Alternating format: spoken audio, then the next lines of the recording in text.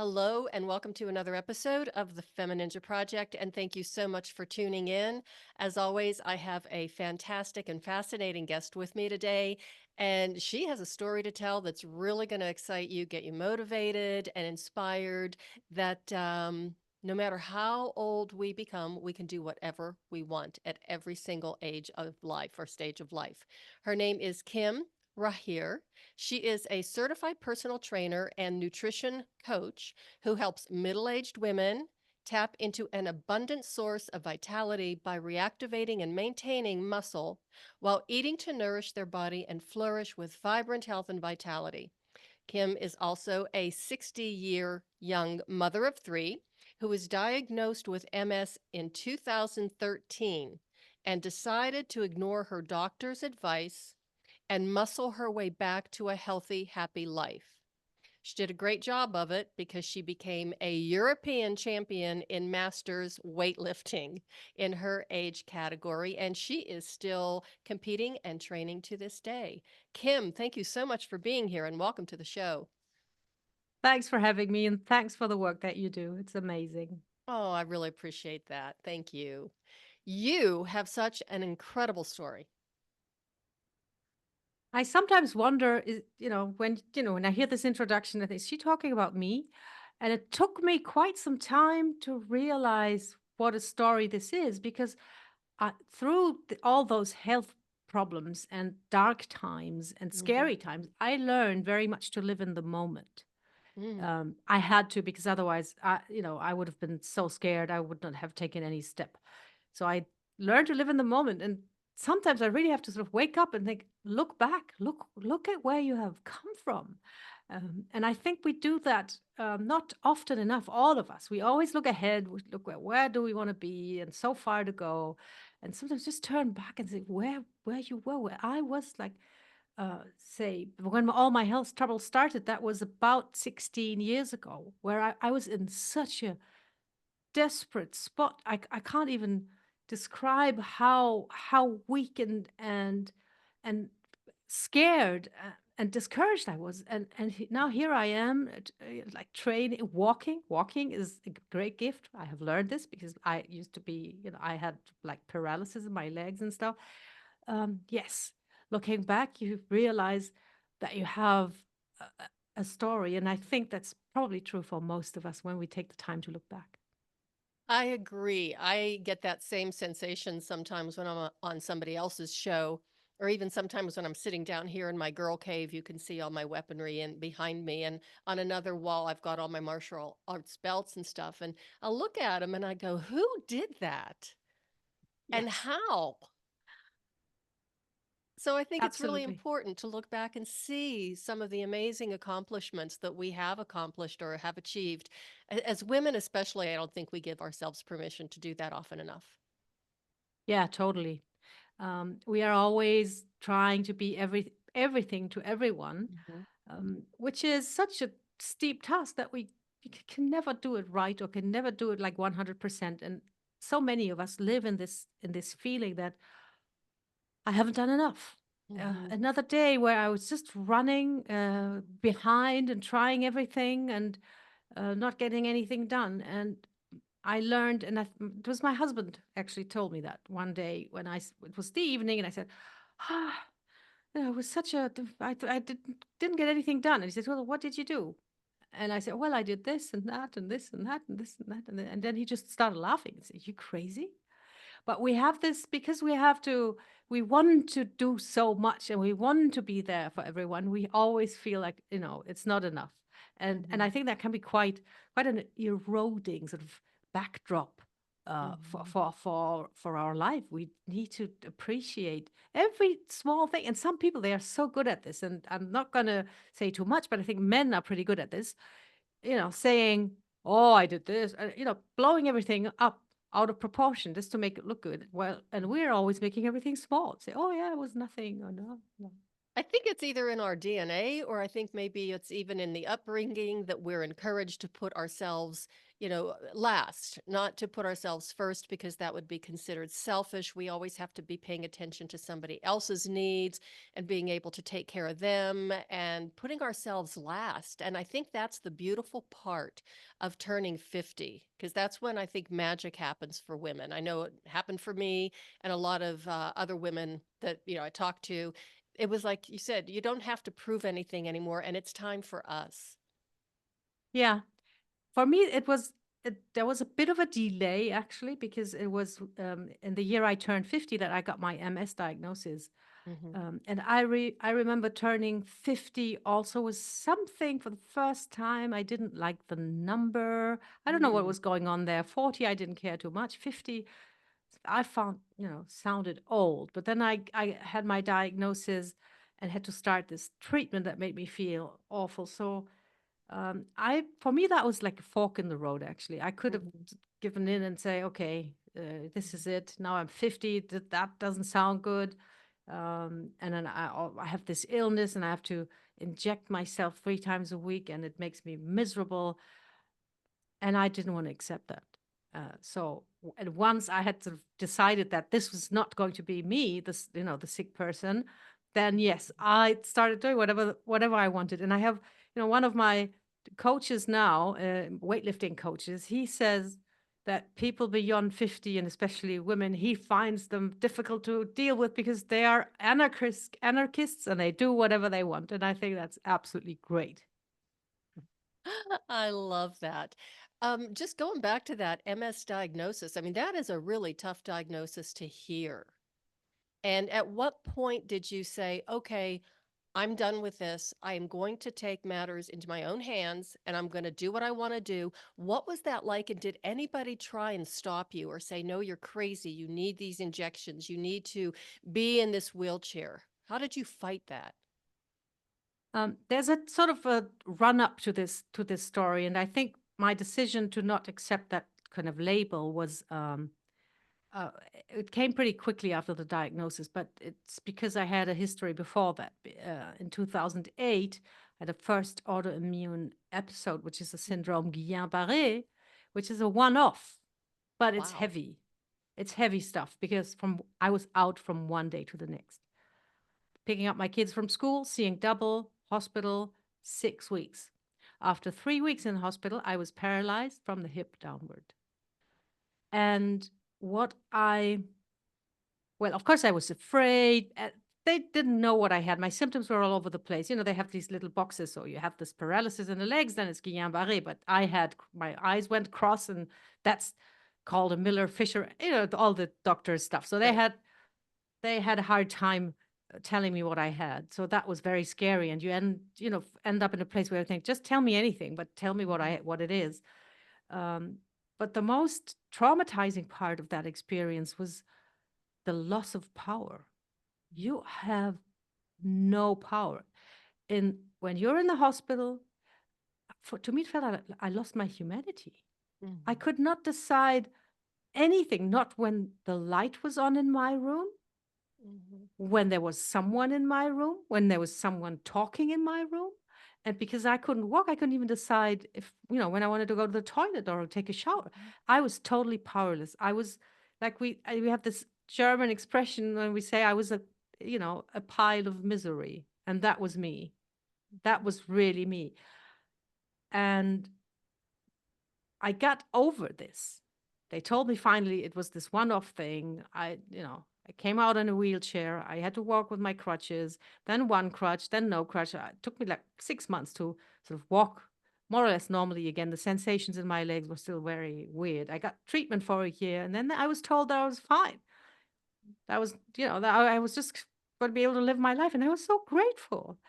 To Mhm. this day, I'm grateful for every step that I take because once Mhm. you've been unable to wiggle even your toes, you know what a great gift it is to be able to walk. It sounds so corny, but it is. It really is. Mhm. And then a year later, I felt my left hand going numb and I thought, this is not good. And that's when I, got more tests and checks, and they said, this is different. This is an attack of the immune system on the white matter in the nerves. If it happens again, this is MS. And then we waited another year, and it happened again. that's one thing that sort of kept me going. The second relapse was very discreet. I would not have noticed it had I just sort of lived my life normally. I was attentive and I did the weird yoga pose on the bedroom floor. So I felt a tingling in my spine and I knew that was it. And then the doctor said, okay, relapse, this is MS, you need lifelong treatment. And he was just sort of writing the prescription, sending me on my way. He said, hang on, can we talk about this, please? And I think that my first reaction was this thing, no, I don't want to give up my power again. I know how painful, how dehumanizing it is to not have any power over your life. I don't want this. So I asked questions, and he was not used to this. I mean, he was quite patient at the beginning, but over the course of 45 minutes, he became more and more impatient. And I had to accept the treatment because they scare the living daylights out of you. They tell you you could go blind, you could be in a wheelchair for the rest of your life. And those relapses, these MS relapses, they didn't do much damage. I mean, my left hand is numb to this day, but otherwise I could walk, and I felt that the second relapse was so much milder that maybe I was getting better anyway. And I didn't want this treatment to sort of cover what was going on in my body. How would I know if I was if I were to be okay, was it because of the treatment or because I was okay? Mhm. But I had to accept it and I started injecting myself. But I asked the doctor, can I exercise? Because there was this urge, and I'm going to tell you later what I think it was. And his answer was, I'm just going to say it. His answer was stupid because he said, yeah, exercise is okay, but be careful. I said, what does that even mean? You're a patient, you're asking your doctor for advice, and he says, oh, do this, but be careful. Like, do this, but there is some kind of hidden danger that I'm not going to mention because I don't even know what it is, but something could go wrong, maybe. I don't know. Basically, what he said was, I don't know. I don't know Mhm. shit about exercise for MS Mhm. patients. And and I was lucky because I talked to a nurse later who showed me how to inject myself, and she said, exercise is great for MS because it makes you fatigue resistant. And that's what Mhm. you want, you know. You fatigue the body, it comes back stronger. And MS patients struggle a lot with fatigue. And that was my green light. And I had this urge and I went to the gym. I had been to the gym before, like so many women, trying to create a certain body shape and staying Mhm. fit and burning calories and what have you. This time I just wanted to become insanely strong. That was my Mhm. goal when I went back to the gym. I wanted to become strong. And I think it goes back to this powerlessness Mhm. that I felt in the hospital. I wanted power, I wanted physical strength. And it's also because when you have an autoimmune disease, you feel like your body's betraying you. Mhm. So I wanted to trust my body again. I wanted to sort of be confident that I could trust my body and that I would be strong and reliable. And I started lifting heavy stuff. So when you first started going back to the gym, did you hire a trainer to help you and supervise? And when you say you started lifting heavy stuff, how did that journey begin? Because I can't imagine, given what you had gone through for those recent few years, I'm sure that, you had a lot of muscle loss and then trying to get that back. What was that like? What I did, I used to be a journalist. I still was a Yes. journalist when that all Mhm. happened. So what I did was I armed myself with a book. And it was one of the first books that said women should lift heavy. Mhm. I think it came out at the end of the 90s. And it put a lot of importance on proper form. And because I had been to the gym before, so I had pretty good body awareness, and I made sure that every movement I did exactly as they said to do it. And of course, I didn't start with deadlifting 200 pounds or anything. You have to sort of incrementally do that. But at that point in time, I was doing it by myself with a book. Um, but the aim was to get heavier and heavier, and the way they had built the workouts in the book, it was like incremental increases and everything. It was perfect. And the crazy thing, and this is something that I really want to shout at every woman out there who feels somehow weak or discouraged, you feel better when you strength train within a matter of weeks. Mhm. It's not, yes, to build muscle, like really build muscle mass and stuff. Yes, it takes time, but your mental health will improve within weeks. And I see that time and time again with my clients. They come to me, most of them want to lose weight, but also find that energy and that mobility. They start training, and after 2 weeks, they say, "Oh my God, I feel so much energy. I feel so much better. I feel so much more confident." And that's, I mean, nothing but that would be a great argument to strength train, Mhm. never even mind all the other health benefits. I felt better so quickly. And then my checkups, they turned into 2-minute appointments because the doctors saw me and said, "Oh my God, yeah, okay, you're fine. You're fine." Okay, so I want to know what his reaction was the first time you went back to see him for a follow-up appointment after you had begun strength training. Well, I did not see him again because we moved. Ah, okay. Because we were journalists, we changed countries all the time. And that comes with some difficulty, especially when you have an MS treatment. So you go to a new country, you have to get your medication, you have to tell them Right. what you need. And, you just don't walk into a pharmacy and say, "Give me interferon beta, please." Mm-hmm. But for me, that was also a bit of luck because I arrived in Spain. I Googled who would be like the best for MS follow up, and I found a doctor who turned out to be like the greatest guy ever, very up to date, very into latest research. And he prescribed the treatment for me. Then he watched me for 3 years, and then he said, "Would you like to stop your treatment?" And I said, "Hell yes." Yes, please. And that's super unconventional because usually when someone has MS, you don't stop the treatment because you Mm-hmm. fear for relapses and damages to your body. But he was so confident, and I love him to this day because he had the courage to sort of go beyond convention. And he even told me, "If you need treatment again, which is possible, he didn't promise like the Mm-hmm. the world. We're not even going to use this one because we're not quite sure it's as effective as we thought it was." Mm-hmm. And for him to admit that in such a relaxed way, it was so helpful for me also Mm-hmm. because it gave me confidence to believe that if I was Mm-hmm. doing so well, maybe it Mm-hmm. wasn't because of the treatment, but because I was actually better. So, Mm-hmm. I felt encouraged, and we stopped the treatment. That was 7 years ago, and I haven't had any treatment or any relapse ever since. So, just out of curiosity, I'm wondering if he is now recommending to his MS patients that they start weight training. I don't think so. Mm. I don't think so. But he did because he's very aware of that everybody has their own story. Yes, he tells me to share my story, and he says you can be, you can be such an inspiration. And Absolutely. yes, he tells his patients to be physically as active as they can be. But he treats, there's no point in pretending that I cured my MS with my weight training. I think Mhm.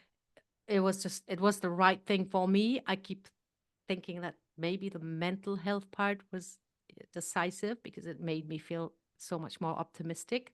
Mhm. Um, but he's dealing with all kinds of patients, and not everybody has, my story. Some Mhm. people really do spend their life in a wheelchair, and Mhm. but overall, yes, he says, yeah, be active, but he's Mhm. not telling his patients, you have to go and lift weights. Like, Mhm. I mean, I like to say that as the doctor, maybe it's a Mhm. bit scary.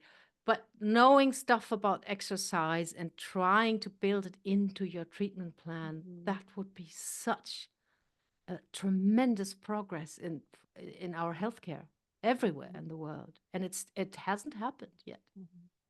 I was a chronic pain patient when I was in my mid 30s, and I didn't have the background that I do now. So I had no idea what was going on. So I was going through the traditional Western medicine model because that's what I did. I was a respiratory therapist at the time. And instead of getting better, I just kept spiraling down and getting progressively worse. And even though I was doing all the exercises and the stretches the PTs gave me, I mean, and it just was this horrible downhill spiral until finally one of my doctors told me that I would never have the life I had before. I would never be able to do the things that, I wanted to do. And I needed to start applying for disability because I was going to need it. And I was only 36. Oh my God. And the one thing that I love to do more than anything was Pilates and ballet. And of course, I couldn't do it. And when I said I wanted to go back to ballet class, they looked at me and shook their heads and said, "Absolutely not. You cannot move. You can't do anything." So they took away. I couldn't ski anymore. They took away everything I loved. And I thought, well, if I'm going to be in pain anyway, I might as well do what I want to do. So I Yes, stopped going to the doctors, absolutely. I stopped listening to them, I stopped taking the medications, and I just started moving very gently and carefully, and eventually in about 9 months, I was free of pain. Yeah. So it's I have a amazing. friend, I have a friend, she had chronic back pain Mm, to a point where uh, she felt suicidal. She'd seen all the doctors, she had surgery, mm, nothing changed. It was so horrible. And then one day she took up karate, and lo and behold, she's fine. She says she cannot stop. If she stops moving and training, she gets pain again. But uh-huh. she's like training 3 times a week, like hardcore, and she's fine. And she was at a point where nobody said they could help her. Even surgery didn't change anything. And there's no point in saying that we don't need doctors or that we don't need Right. surgery, but make it part of your vision, make it part of your plan, and Mhm, explore it. Try it if you can help people with something like that, just to mhm, you just more means and tools at your disposal. Why would you not want to try that? mhm. And it's so empowering. I love the fact that she went from, "Oh my gosh, I've got this horrible back pain," to taking karate classes. Yes. I mean, that's Isn't pretty that a extreme. yes? And it's super empowering, as you can imagine.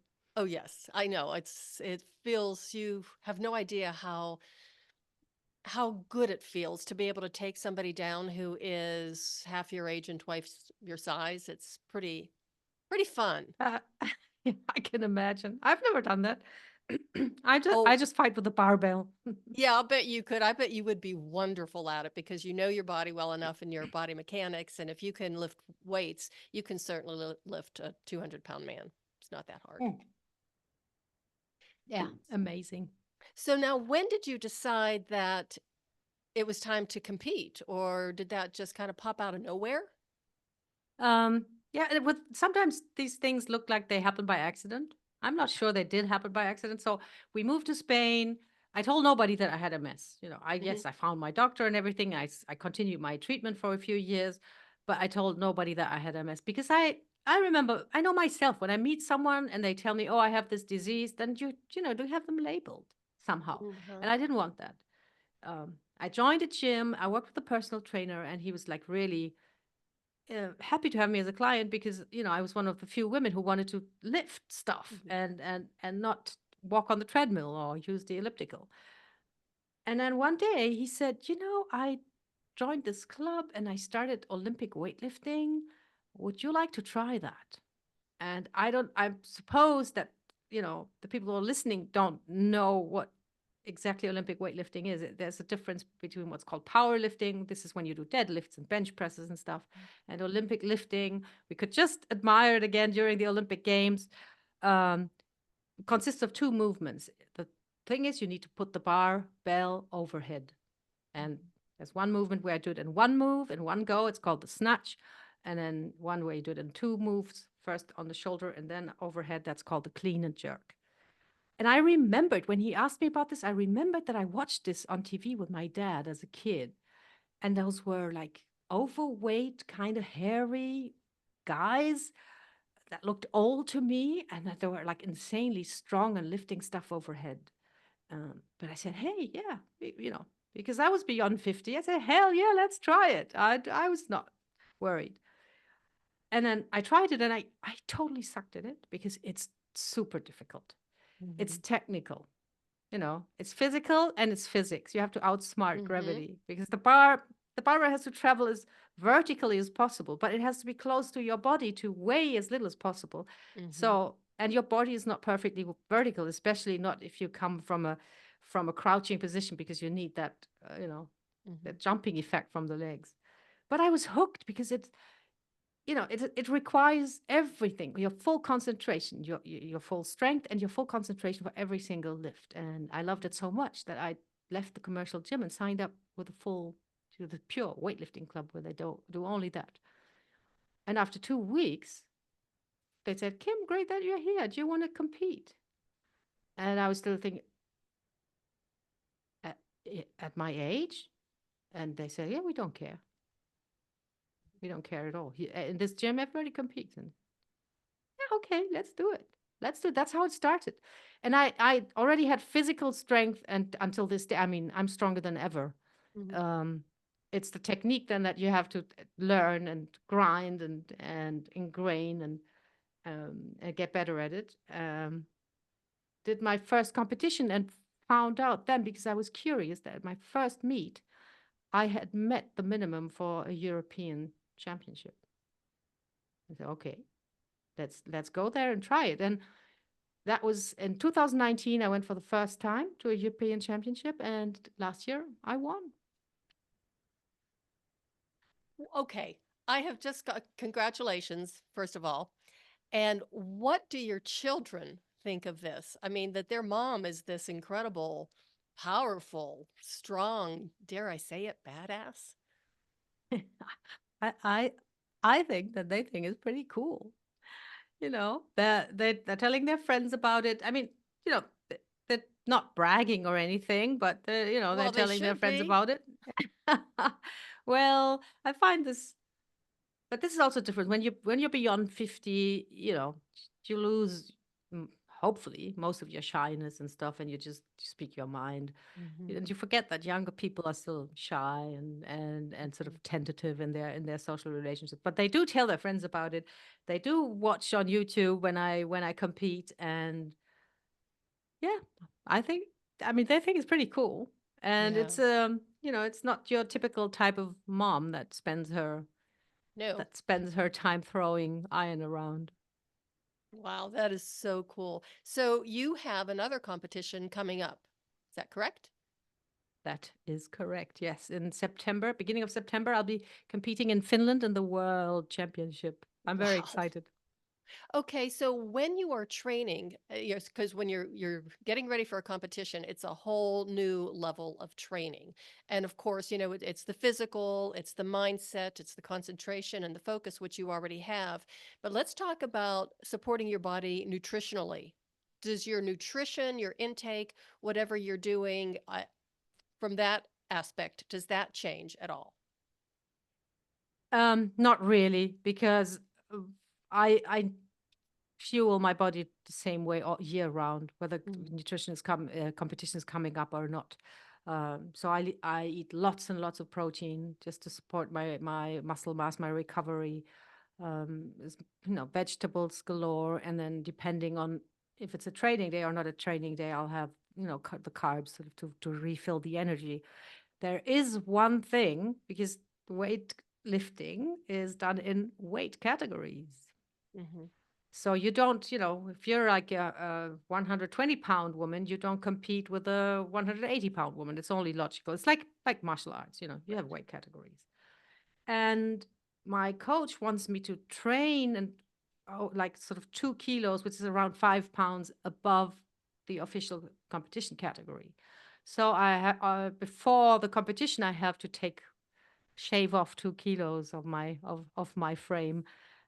So in the run up, like let's say the last 4 weeks before the meet, yes, I become very intentional and controlled in my intake, just to make sure I meet the weight category. And Mhm, that's that can be quite tricky, because you can't just go out to a restaurant, or if you eat a lot of salt, for example, mhm, your body will store like a kilo of water, mhm, and you can't get rid of that very quickly. So this is all, you have to be very, very controlled. I think that's the mhm, word, controlled. There's no restriction. I never go hungry, like never. mhm, mhm, Um, but control is the key.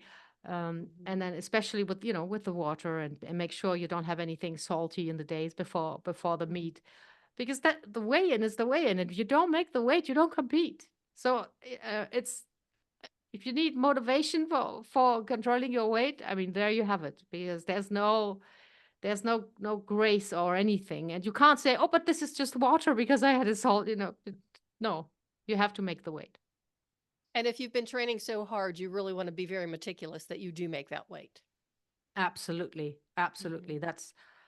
That would be just, and I saw a story, I think it was about a wrestler, an Indian wrestler Mhm. in the Olympics, and she had made it to the semifinals, I think semi or maybe even the finals, I don't know, and she didn't make the weight. And I think that's, I mean, it's heartbreaking.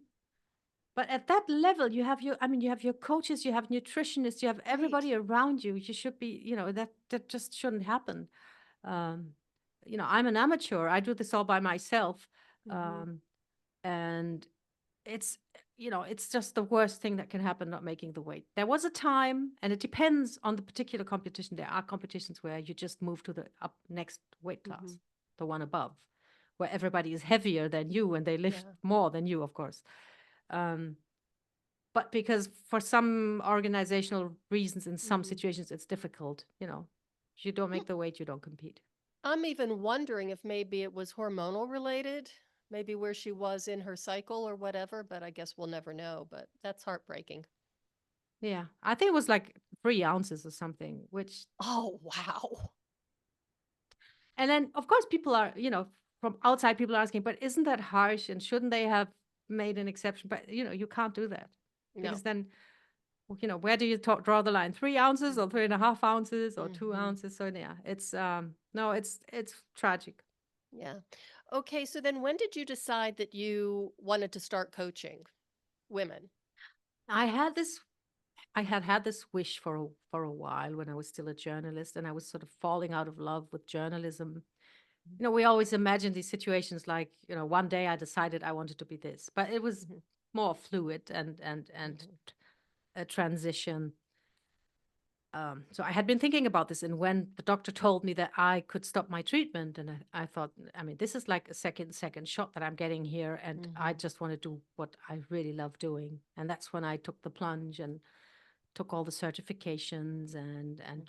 learned how to deliver coaching, Mhm. which is the most interesting part, actually, because we Mhm. imagine that it's just about telling people, eat this and then do that. Mhm. But that's not it. That's And not you it. do have several certifications. I mean, it's the certified personal trainer, and you're a certified nutritional expert, and there's a couple Yes. of other certified in preventing osteo or Yeah, bone it's health. it's called Buff Bones. It's a special certifications, so you can work with women who have osteoporosis, which is Mhm. I think it's very important. Mhm. Um, to help those women to get to move again, because many get this diagnosis and then are totally lost and think, what can I do, what can I not do, and do I have to be careful? And then of course, in the first place, we want to train to not get that diagnosis. Right, right. But even with the diagnosis, are you able to sometimes reverse the osteoporosis enough so instead of having osteoporosis, it goes back to osteopenia?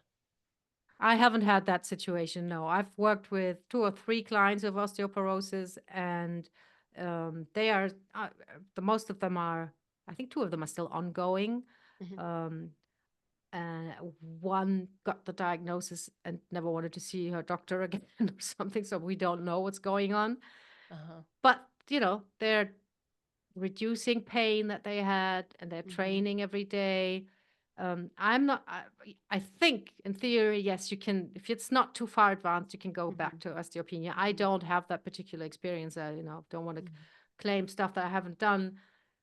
But either way, it's the only thing that you can do. Even if Hmm. you can't, move it back. And I think you can. You, Hmm. you want to do everything in your power to Hmm. have it not get worse. I actually had a client who I adored, and she had the diagnosis of osteopenia, and she came back to me, several months later, and she was absolutely devastated because it had progressed to osteoporosis.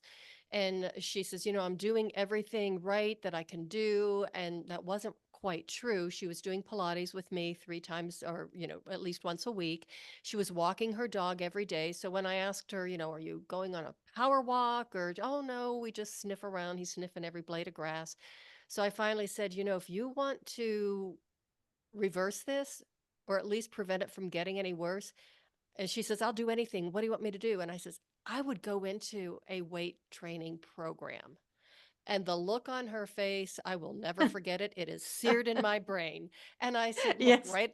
right up the street, there's a Y, they've got senior weightlifting, 4 people in your age group. And she decides, she goes, well, I'll ask Susan, who is her chiropractor. And I knew Susan pretty well. I says, that's a good idea. Ask Susan. So she came back the following week and she was absolutely crestfallen. And she says, well, Susan thought it was a good idea. So Of course she did. so she did, and she did go to the class. And the first week she hated it, and the second week she hated it less, and the third week she liked it. And by the fourth week, she had a whole new group of friends that she was, hanging out with. And the best news, a few months later, her osteoporosis had reversed back to osteopenia. So it was a great success story. So I just loved that Wow. story. And she was That's very that's grateful. yes, and shouted from the rooftops. Right. Because this is this exactly the same point where we need to decide, do we want to accept this as a life sentence, or do we want to take things in our own hands and do whatever we can to get better? And that's such a great inspiring story. And yes, you can. And yes, you need to go beyond walking will Mm-hmm. not cut it, unfortunately. Mm-hmm. Well, and I think too that there are so many different ways of doing it. I mean, you're with your power weightlifting, I think is just absolutely awesome. But there are so many different ways that we can build our strength, build muscles, build bones. So for the listeners, if the powerlifting isn't for you, but I would suggest trying it because if you look at Kim, worked pretty well for her. Try it. If you don't like it, there are so many other things that you can do to help build muscle, build strength. So just don't give up on the search. Absolutely not. And what I do with most of my clients does nothing to do with a barbell. We start with body weight exercises that you can do in the comfort of your home. Mm-hmm. And and that's really important because first of all, it's about the workout being adapted to your skill and strength level, Mm-hmm. which is, if you just walk into a gym and you get an 18-year-old personal trainer, he's going to just, grind you into a pulp and he's not going to understand what's going on with you. And then many women don't want to go to a gym. Mm-hmm. They have the really, hard time imagining going there, walking onto that gym floor, feeling that everybody's watching you. You feel totally lost, don't know what Mm-hmm. to do. And if you're a beginner, you don't need to. You can really do that at home. And there's another part to this approach that I use, um, because change is difficult, change is hard. So, one part of the equation is yes, exercises, you need to do exercises, but the other part is you must make it as easy as possible to actually do it. If you Mm-hmm. build so many obstacles in between you and that workout, like packing a bag, driving a car, looking for parking, going into the locker room, it's going to get harder and harder and harder to actually do it. Whereas, um, what I do is you can do 15 minutes in the morning in your pajamas. So there's just one decision you have to make. I'm going to do it now and then be done with it. Mm-hmm. Um, and I think that's an important part that's overlooked, and um, because most people know what they should do, and this is what women say all the time. Oh, I know exactly what I should do. I'm just not doing it. And that part of I'm just not doing it. This is also where we need to sort of start acting and helping.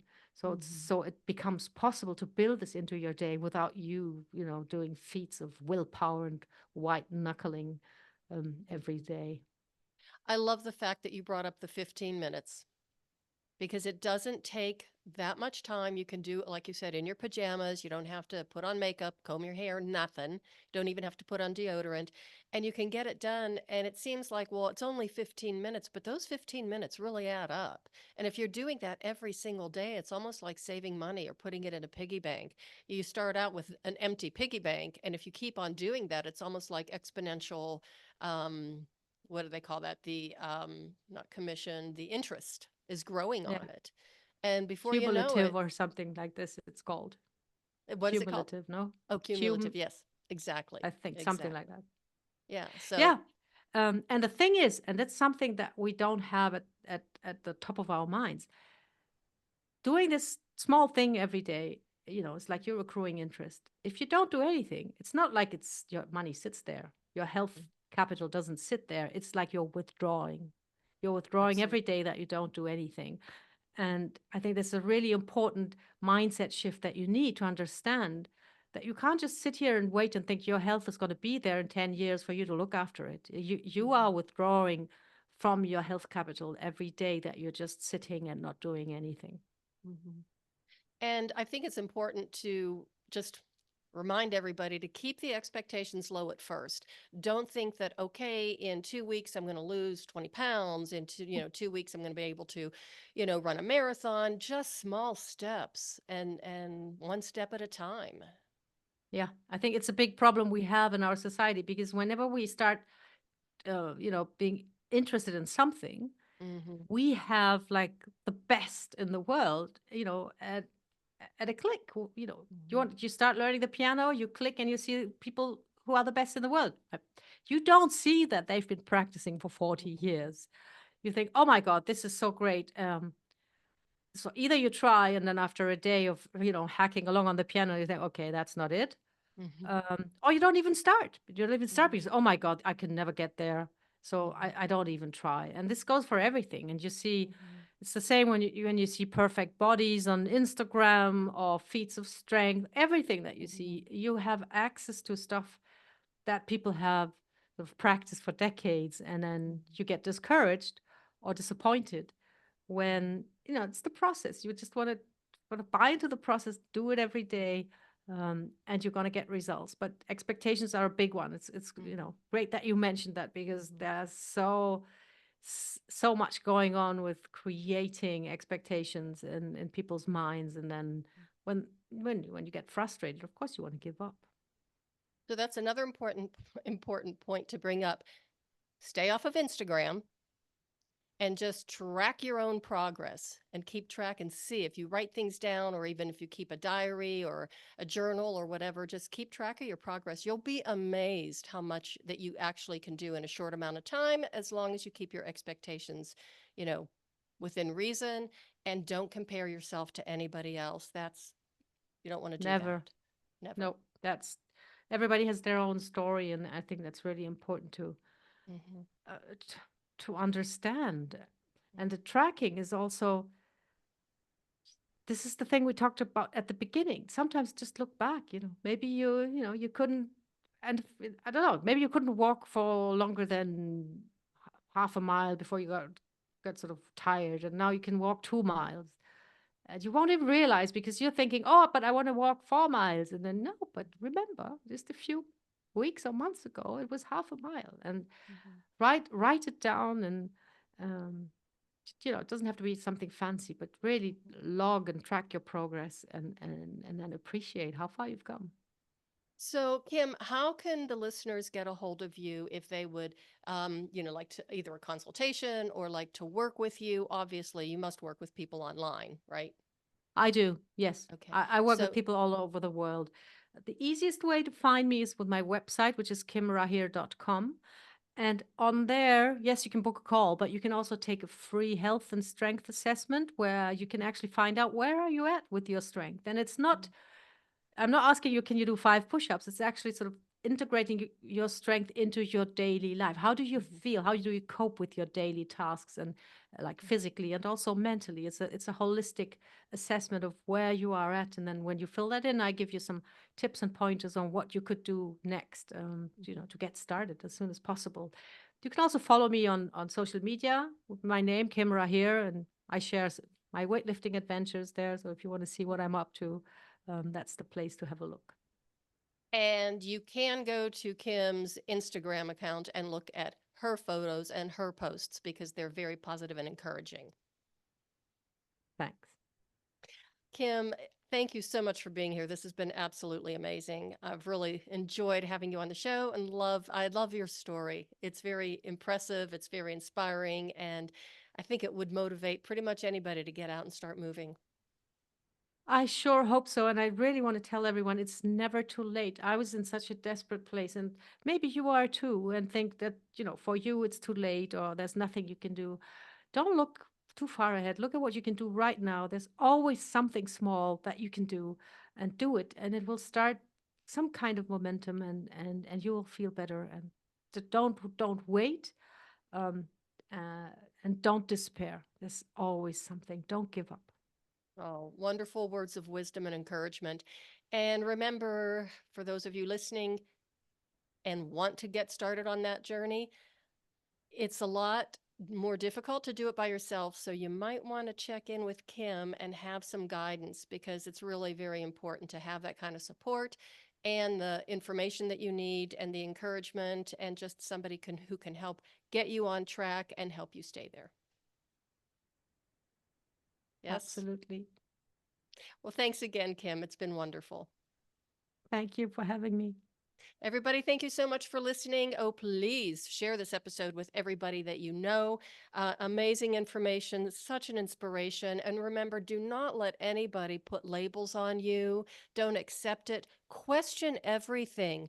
Do your own research. Most of all, get up, start moving, because once you start moving, you can't stop. And you don't have to go into powerlifting, but it's amazing how much you can do when you really put your mind to it. Surprise yourself. And that is the way of the FemiNinja.